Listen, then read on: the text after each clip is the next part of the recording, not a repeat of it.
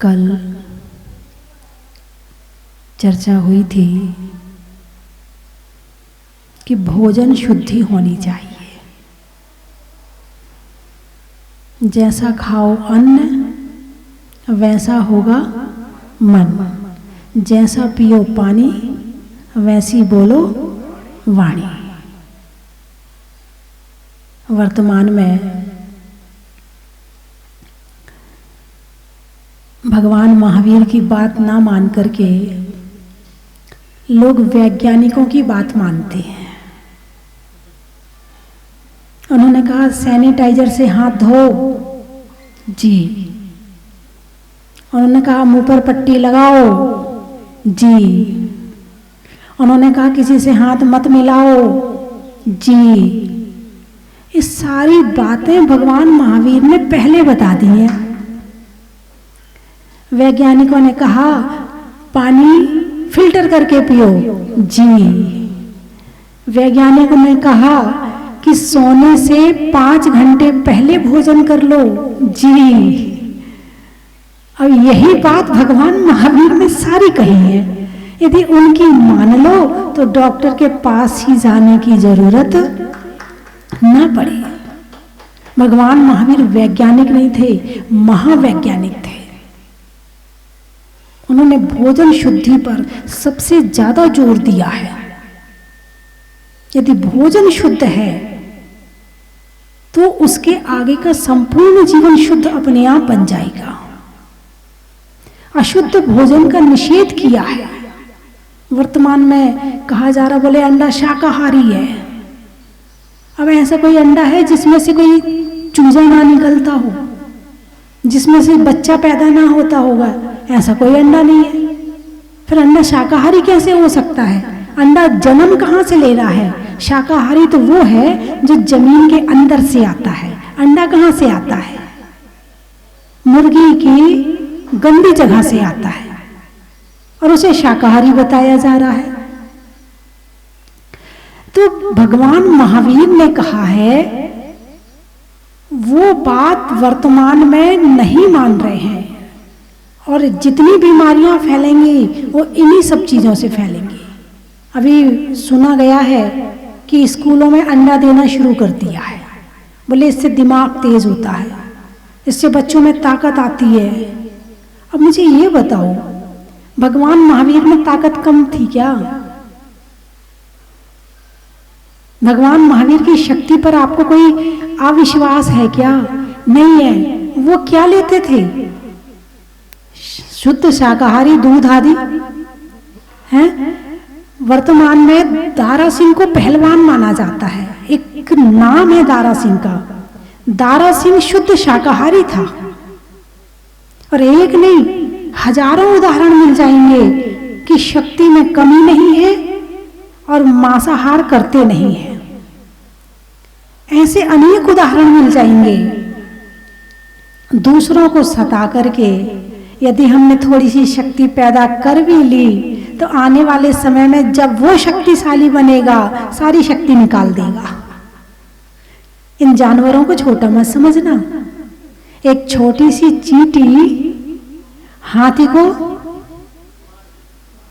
मारने में कारण बन जाती है। एक छोटी सी चींटी, चींटी का साइज कितना है और हाथी का साइज कितना है? जब हाथी के नाक में घुसती है तो लौटता है हाथी। इसीलिए किसी भी जीव को छोटा मत देखो। जिसको देखो प्रेम से देखो, प्यार से देखो। किसी को अपने से छोटा ना समझो। अब वायरस जो है वो कितना बड़ा है? आंखों से दिखता है? नहीं दिखता है। नहीं दिखता ना आंखों से। और फैल रहा है कि नहीं फैल रहा है? फैल रहा है। तो क्या तुम यदि अरे छोटा सा वायरस दिखता तो है नहीं आंखों से, अरे इसका क्या विश्वास करना, छोड़ो, अरे ये लोग तो ऐसे ही बोलते रहते, ऐसा कहा आपने? हो नहीं, दूर रहो, मुंह पे पट्टी बांधो, हाथ धो, किसी से मिलो मत। कर रहे नहीं कर रहे हो? आंखों से नहीं दिख रहा है, विश्वास कर रहे हो नहीं कर रहे हो? तो भगवान महावीर ने जो कहा है, भले वो बात आपकी समझ में ना आए, लेकिन वो बात 100 नहीं 200% सत्य है। हमारी समझने की बुद्धि कम हो सकती है, मगर भगवान महावीर की बात छोटी नहीं हो सकती है। उन्होंने कहा है छान कर पानी पियो। क्यों पियो?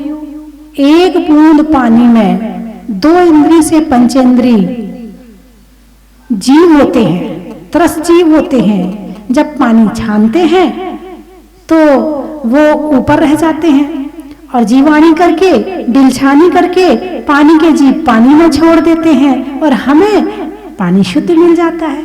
अब वैज्ञानिक ने कहा पानी फिल्टर करके पियो, क्योंकि उसमें बैक्टीरिया होते हैं।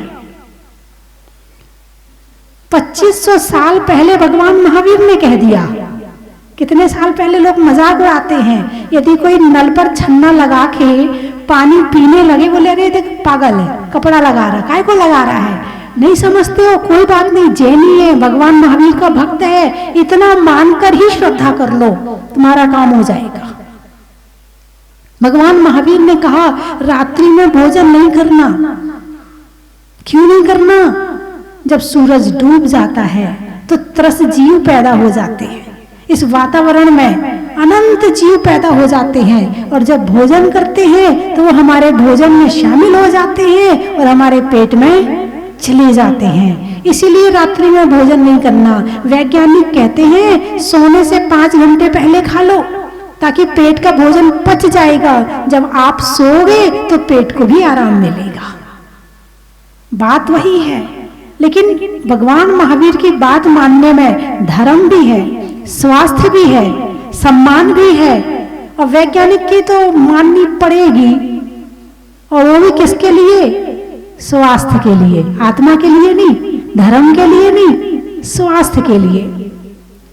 अब भारत में एक बड़ी अच्छी परंपरा है, जब एक व्यक्ति दूसरे से मिलता है तो हाथ जोड़ करके नमस्ते करता है। क्या करता है?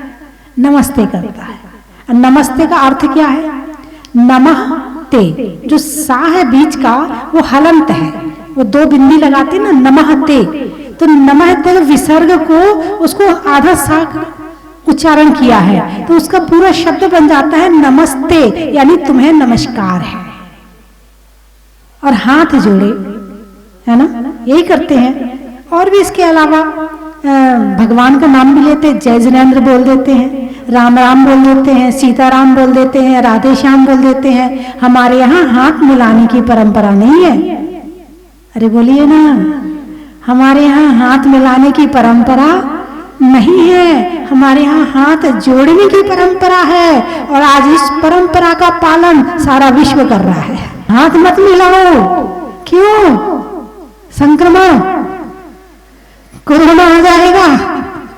तुम्हें कोरोना ने सिखाया हाथ जोड़ना, हमें भगवान महावीर ने सिखाया है। हम भगवान महावीर की मान लें तो कोरोना की मानने की जरूरत नहीं पड़ेगी।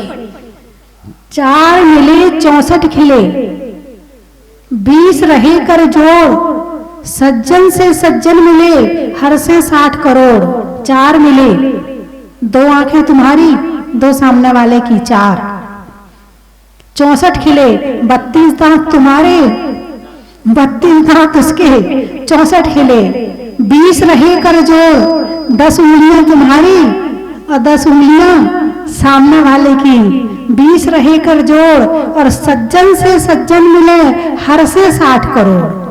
30 करोड़ रोम तुम्हारे और 30 करोड़ उसके। हमारे यहाँ ये परंपरा है मिलने की।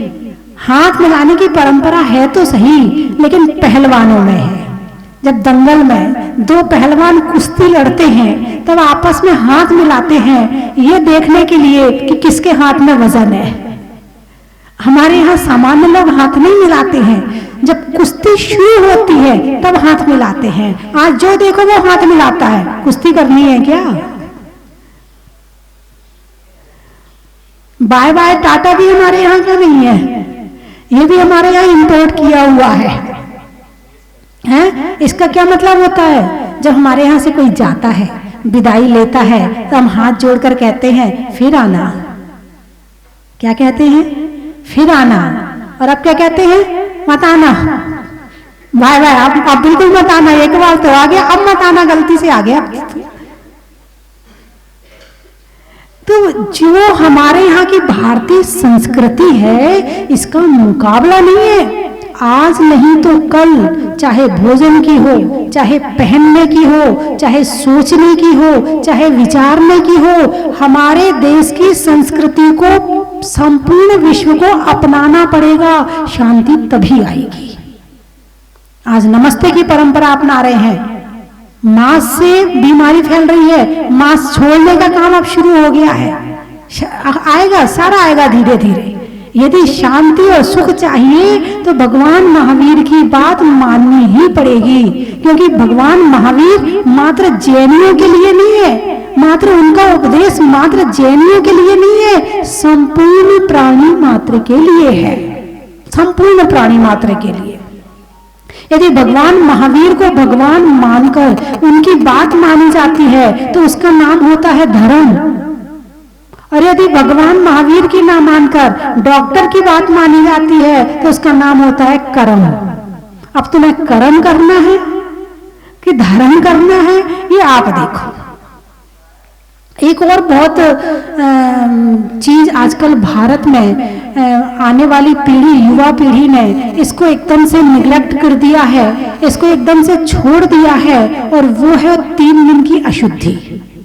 महिलाओं में जो 3 दिन की अशुद्धि होती है, वो 3 दिन की अशुद्धि में महिलाओं को घर का कोई सामान नहीं छूना चाहिए, महिलाओं को भोजन नहीं बनाना चाहिए, महिलाओं को किसी तरह के कपड़े आदि भी नहीं छूना चाहिए। आप देख रहे हैं ना, कोरोना कपड़ों में भी आता है, दरवाजे में भी आता है, जो चीज छू लो उसमें ही आ जाता है।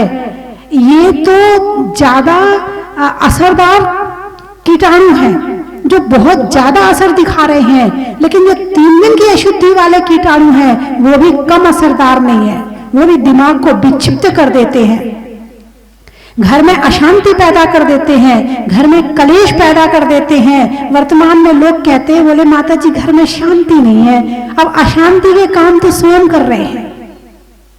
अशांति मन में होती है कि तन में होती है? मन में होती है। और मन में अशांति कहां से आई? जो 3 दिन की अशुद्धि का बना हुआ भोजन करेगा तो कहां से मन शांत रहेगा? भगवान महावीर ने कहा है कि 3 दिन की अशुद्धि में बर्तन अलग हो, कपड़े अलग हो, स्थान अलग हो, बिस्तर पर मत सो, चटाई पर मत सो, कोई कपड़े आदि मत छुओ। एक एक बात बताई हुई है पूरी। यदि इस बात को मान लो तो आधी घर में शांति तो वैसे ही हो जाए। कल बताया था मैंने कि पर्दा होना चाहिए था चेहरे पर और पर्दे लगा दिए खिड़की पर। जहां पर्दा होना चाहिए वहां से उतार दिए, और जहां नहीं होना चाहिए, जहां जरूरत नहीं है, वहां पर्दे डाल रहे हैं। बुराइयों पर पर्दे डाले जा रहे हैं। कोई अपनी गलती मानने तैयार नहीं है, कोई अपनी गलती स्वीकार, उस पे पर्दे डालता, अरे मैंने ऐसा नहीं किया, अरे मैंने ऐसा नहीं किया। तो वर्तमान में जो अशुद्धि का वातावरण है वो घर से ही शुरू हो जाता है। यदि घर में शुद्धि होगी तो मन में शुद्धि होगी, यदि घर में शुद्धि होगी तो शांति होगी, यदि रसोई में शुद्धि नहीं होगी। कहते हैं धर्म की शुरुआत मंदिर से नहीं रसोई से होती है। बात समझ में आई कि नहीं आई? धर्म की शुरुआत मंदिर से नहीं, मंदिर में तो बाद में आओगे, और मंदिर में भी मन तब लगेगा जब घर शुद्ध होगा तुम्हारा। जब घर में शुद्धि नहीं होगी, लड़ भिड़ के मंदिर आओगे तो मंदिर में भी वही याद आएगा जो घर में करके आए हो। तो घर की शुद्धि पहले जरूरी है कि अशुद्ध अवस्था में सामान ना छुए। अब सारी रसोई महिलाएं छू लेती हैं अशुद्धि की अवस्था में, और वही भोजन सबको बना के करा देती है। तो अब बताइए, फिर कहेंगे बीमारियां नहीं टूटती हैं, फिर कहेंगे मन शुद्ध नहीं रहता है, फिर कहेंगे मन अशांत रहता है, फिर डिप्रेशन की बीमारी हो रही है। बंधुओं, ये छोटे छोटे कीटाणु कैसे असर करते हैं तुम्हें आज पता चला है। जब ये 100% पे पहुंच गए ना, तब तुम्हें पता चला है। जो 20%, 30%, 40% वाले को तो तुम मानते ही नहीं हो। जो कहा जाता है कि घर में घुसो तो पैर धो करके घुसो, कोई भी काम करो तो हाथ धो करके करो। अब आप चौके में आहार देते हैं, जब आहार देने के लिए आते हैं तो सबसे पहले हाथ धो, कहते कि नहीं कहते हैं, हाथ धो। फिर आप कहते हो मन शुद्धि, वचन शुद्धि, काय शुद्धि, 3 शुद्धि बुलवाते हैं, तब कहीं जाके आहार लेते हैं और तब कहीं जाके साधु का धर्म हो पाता है। यदि तुम्हारे जैसा भोजन शुरू हो जाए तो धर्म होने वाला नहीं है, वो विशुद्धि बनने वाली नहीं है। बंधुओं, वर्तमान में अशुद्धि का वातावरण अधिक होने की वजह से ये कीटाणु फैल रहे हैं। बहुत सारे कीटाणु तो शरीर में प्रवेश भी कर जाते हैं और पता भी नहीं चलता है। वर्तमान में आप सुरक्षा रखो, ये नहीं कह रहे कि आप छोड़ दो, मैं तो ये कह रही जितना आप कोरोना के लिए ध्यान रखते हैं, ऐसी शुद्धि हमेशा घर में हो जाए तो आधी बीमारियां वैसे खत्म हो जाए। अब तो लोग बाजार का नहीं खा रहे हैं, क्यों नहीं खा रहे हैं? ओहो, बनाने वाले को कोरोना ना हो, हाँ पता नहीं किसका हाथ लगा हुआ, बाजार का छोड़ दिया लोगों ने कोरोना की वजह से। मैंने आपको एक बार बताया था कि एक उदाहरण है और वो उदाहरण मेरे पास आया, मैं भूली नहीं उसे, कि एक किराएदार के यहाँ मकान मालिक की लड़की गई। किराएदार का धंधा था चाट का धंधा, और वो गोलगप्पे बनाता था। उसका 4 साल का बच्चा रो रहा है, मुझे गोलगप्पे खाना है, मुझे गोलगप्पे खाना है। तो वो लड़की खड़ी थी, उसने कहा ये रो रहा है, ये गोलगप्पे बने रखे, ये पानी बना रखा है, इससे गोलगप्पे क्यों नहीं खिला रही हो?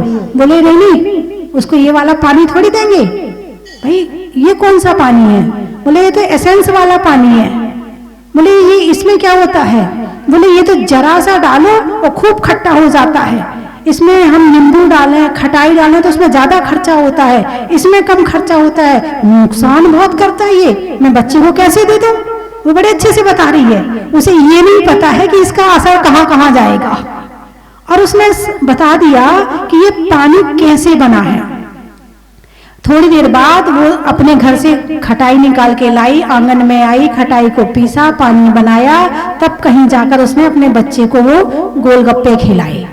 और वो जो पानी रखा है वो किसके लिए है? अरे बोलिए ना, है जो चटकारे ले लेकर खा रहे ना, बीमार होने के लिए चाट के ठेले पर जाते हैं, ये उनके लिए है। क्योंकि व्यापारीकरण, भोजन का व्यापारीकरण आज बहुत ज्यादा हो गया है। और व्यापारीकरण किसे कहते हैं? मुनाफा ज्यादा हो और खर्चा कम हो। तुम्हें ज्यादा स्वाद कैसे मिले और मुझे पैसा मेरे पास कैसे ज्यादा आए, इस बात का ध्यान ज्यादा है। आज चाइना ने क्या किया है? आज संपूर्ण विश्व को बीमार करने में, ये कोरोना तो बहुत बाद की चीज है, बहुत बाद में आया है कोरोना, तो बाकी आधे विश्व को बीमार करने में पूरे को कहोगे तो भी कोई दिक्कत नहीं, मगर जो नहीं खाते हैं आधे में उनको ले लिया गया है। ये पिज्जा कहां से आया? बर्गर कहां से आया? ये चाउमीन कहां से आई? ये मैगी कहां से आई?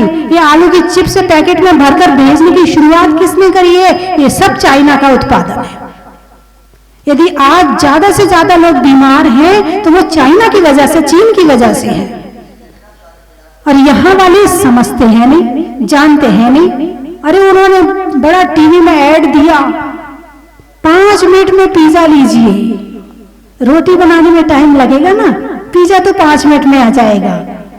रोटी को बनाने में टाइम लगेगा, पचाने में नहीं लगेगा। और पिज्जा को बनाने में कम टाइम लगेगा, पचाने में बहुत ज्यादा लगेगा।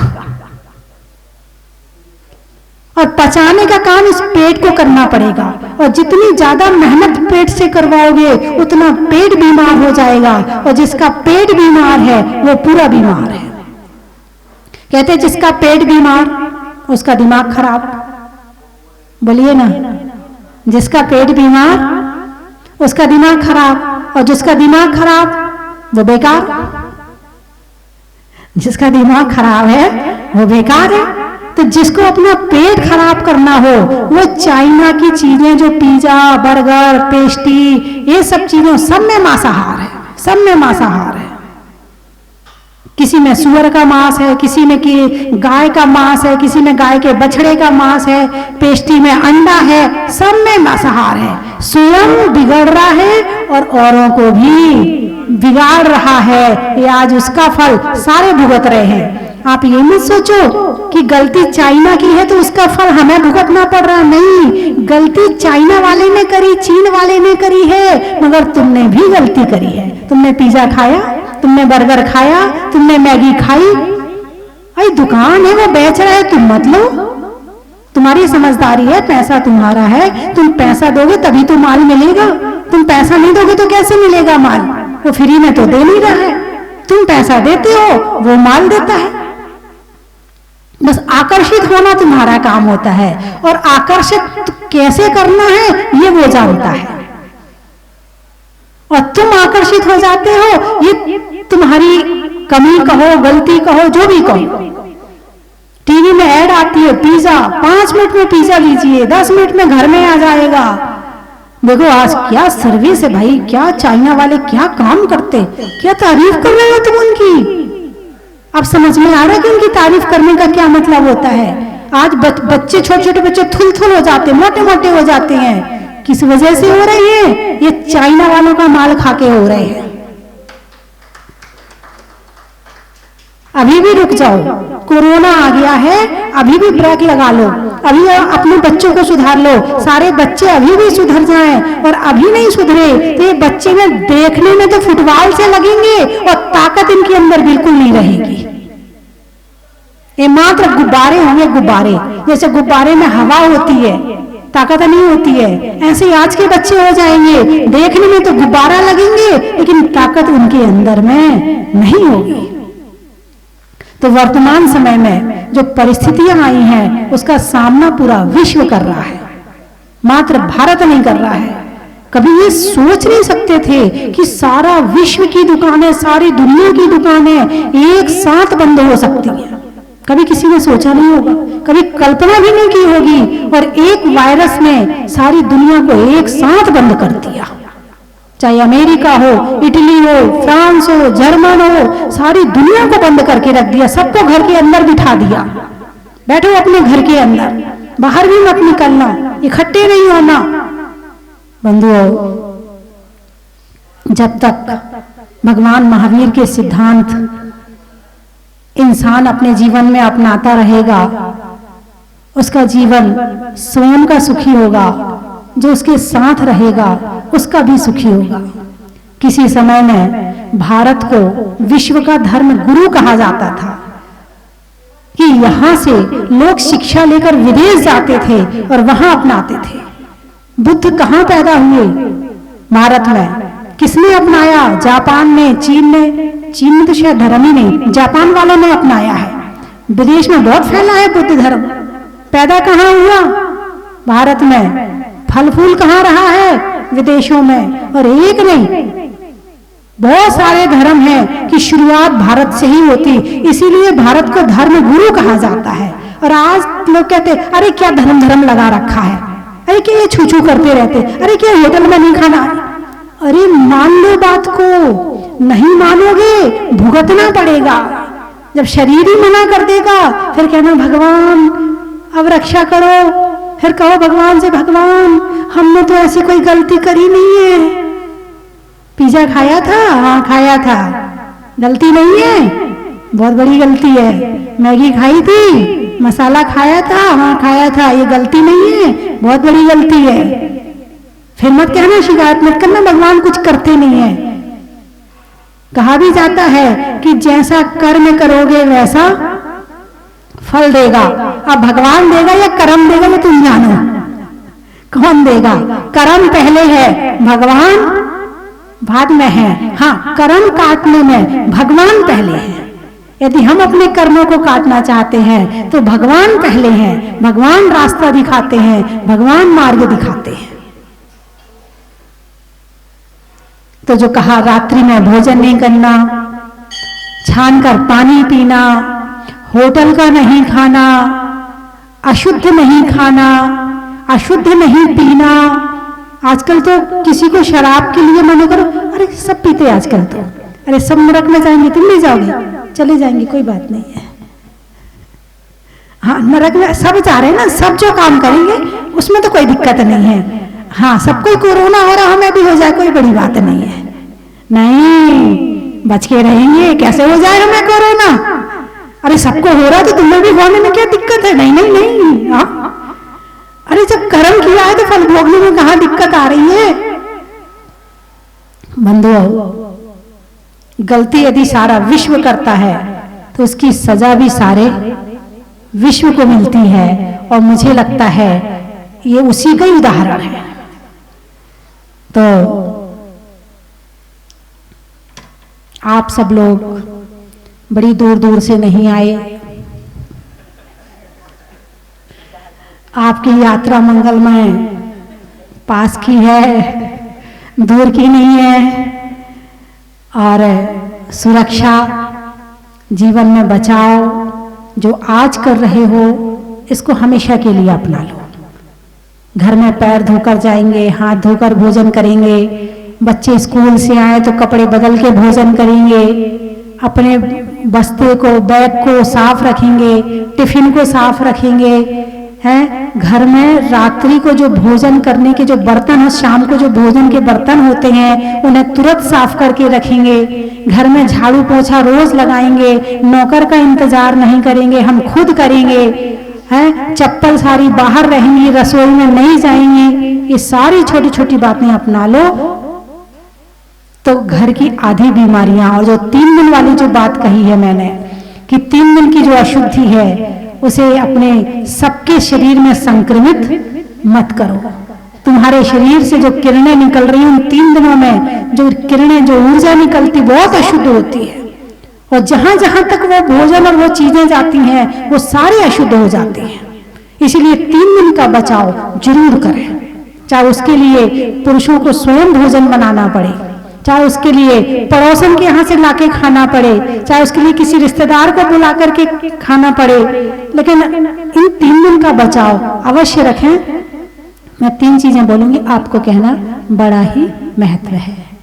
भोजन में भात का तत्व में, सात का तीर्थंकरों में मुनि सुब्रत नाथ का, पंखा में झलने का, बच्चों में पलने का, भगवान के जमीन से निकलने का, चावल में चुनने का, बुनाई में बुनने का, और आपके प्रवचन सुनने का बड़ा ही महत्व है। अनाज में दाने का, इनाम में पाने का, और इसी तरह से मुस्कुराने का बड़ा ही महत्व है। फूल में कली का, तपस्या में बाहुबली का, आने वालों में देवली का बड़ा ही महत्व है। दमो दमो नहीं, आज कहीं से नहीं आए लोग, हम है ना माता जी, दमो से कोई बात नहीं है। और सुरक्षा रखें, सफाई रखें। अभी 10 दिन की जो परीक्षा की घड़ी है, स्वयं बच के रहें, सबको बचा के रखें। 10 दिन में आप कोई दुकान खोल भी लोगे तो टाटा बिरला नहीं बन जाओगे। इसीलिए 10 दिन की कमाई को छोड़ दें। वैसे तो 10 लक्षण में कह दें कि आप दुकान बंद कर दें तो नहीं करने वाले, मगर अब तो कर दो, करेंगे ही माता जी। जान है तो जहान है।